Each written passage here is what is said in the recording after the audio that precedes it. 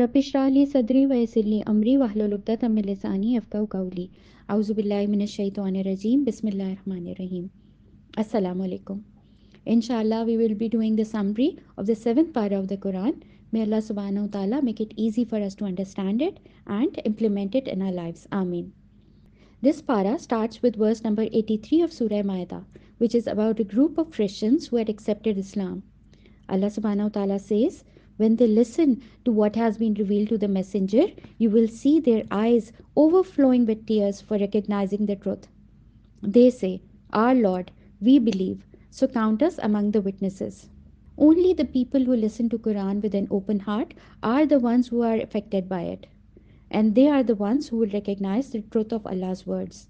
Allah subhanahu wa ta'ala orders us in verse number 87, O you who have believed, do not prohibit the good things which Allah has made lawful for you, and do not exceed limits. Indeed, Allah does not like the transgressors. Here we are told that only Allah subhanahu wa ta'ala decides what's lawful and what's unlawful. Who are we to decide what halal and haram? It was up to the people to decide. Then every person would decide according to his or her own preference. And as a result, there would be chaos in the world. We are also told in this verse not to exceed limits. For example, trying to become too religious by leaving all worldly pleasures like the Christian monks or some Hindus or Buddhist priests. Now, does this mean that we should become the opposite of these kinds of people? No, a Muslim follows the middle path. We should have a balanced life. This world and its attractions have been made for us by our Lord. But remember that He has set some limits for us as well. Verse number 89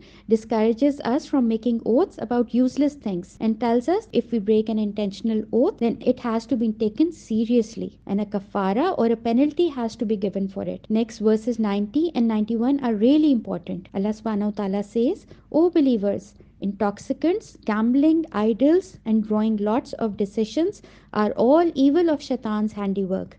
So shun them so you may be successful. Let's first concentrate on the Arabic word khamar, which means that which covers the intellect, meaning an intoxicant. Now, a lot of people say, where is it written in the Quran that alcohol is haram? My answer to such people would be, please ask Google, what is alcohol an intoxicant? You will get your answer. What about drugs? Khamar or an intoxicant can be a drink, something a person smokes, smells, or puts in his mouth. Anything that overcomes the mind of a person is an intoxicant. Next, some people might ask, but what if it doesn't overcome the mind?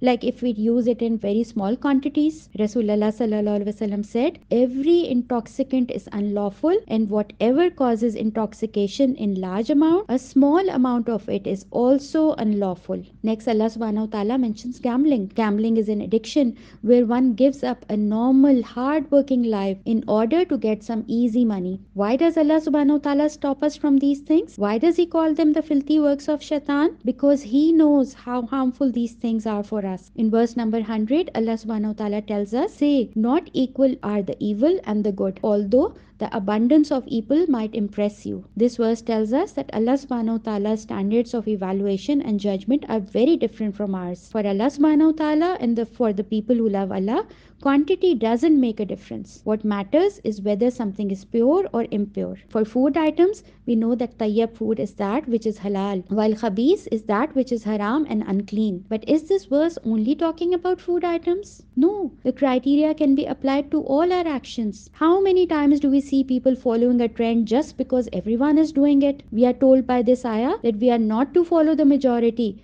but we follow that which is right. We are told in verse 101 to avoid unnecessary and excessive questions, because they will only make it difficult for us to practice our deen. Then in verse 105, Allah subhanahu wa ta'ala says, O believers, you are accountable only for yourselves. It will not harm you if someone chooses to deviate, as long as you are rightly guided. This teaches us that we are responsible for our own actions. If the entire world is following that which is wrong, even then we won't follow them. We will and should continue to teach them what is right. But our primary focus should be our own journey. We have to know that if we are doing that which Allah subhanahu wa ta'ala commanded us to do, then He will protect us and look after us. Surah Al-An'am. Surah Al-An'am was revealed in the last year before migration in Makkah. This surah contains the summary of the whole of the Meccan period and serves as an ultimatum to the kuffar. This surah begins with an introduction of Allah subhanahu wa ta'ala. Allah subhanahu wa ta'ala says, "All praise is for Allah alone, who created the heavens and the earth and brought into being light and darkness. And yet, those who have rejected the call of the truth ascribe others to be equals to their Lord." Then in verse 6, Allah subhanahu wa ta'ala asked the disbelievers if they had seen the faith of the other disbelieving nations before them. They were the people who had more strength and power than the Quraysh. But even then, they couldn't stop their own destruction. Now, to challenge the corrupt beliefs of idol worshippers, Allah subhanahu wa ta'ala says, "To whom belongs everything in the heavens and the earth? Who is the protector? Who is the provider?" We too need to ask ourselves these questions. And if we answer that Allah subhanahu wa ta'ala is the creator, the provider, the protector, then why don't I live my life according to the will of Allah subhanahu wa ta'ala? Who or what is stopping me from pleasing Him? We are then shown two contrasting scenes in verse number 25 to 31. One scene shows the kuffar where they listened to the Quran in this world. What did they say when these verses were recited to them? They said, "This Quran is nothing but ancient fables." The next scene shows the same people in the hereafter, where they will have extreme regret and will cry, "Oh, if only we could be sent back. We would never deny the signs of our Lord, and we would surely be of the believers." In verse 32, we learn about the reality of life. Allah subhanahu wa ta'ala says, "The life of this world is nothing but a sport and a pastime, and the life of the hereafter is far better for those who fear Allah." Would you still not understand? Allah ta'ala is telling us here, this world is like a game that we play. We pass a little time, get amused by it, and suddenly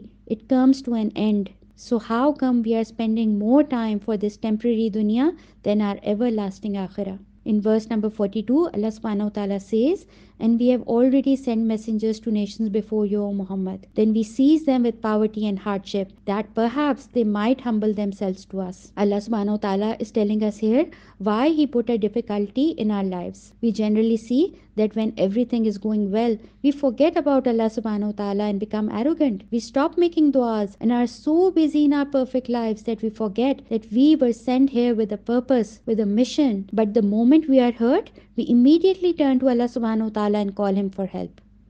The question is, why must we wait for a calamity to strike before we connect with our Lord? Verse 52 and 53 teach us that in Islam, there is no distinction between rich and poor. What matters is how much iman and righteousness a person has. Verse 54 is a huge blessing for us, where Allah subhanahu wa ta'ala tells us of His mercy upon us and says that any of you who does wrong out of ignorance and then repents after that and corrects himself, indeed He is forgiving and merciful. Verse 68 gives us instructions and on what our action should be if we are ever in the company of such people who make fun of the verses of Allah subhanahu wa ta'ala. We are told to leave such gatherings until they change their topic. How can we sit and listen to people making fun of someone we love? What if Allah subhanahu wa ta'ala punishments comes at that exact time and we are a part of that gathering? What if we keep our company and become influenced by them as well? The amazing story of Hazrat Ibrahim alayhi salam begins from verse number 74. How he searched for signs and observed the whole universe, then recognized the truth about who his creator was. He did this when he was just a young man whose entire nation was involved in idol worship. As a result, his family kicked him out. His people threw him in fire,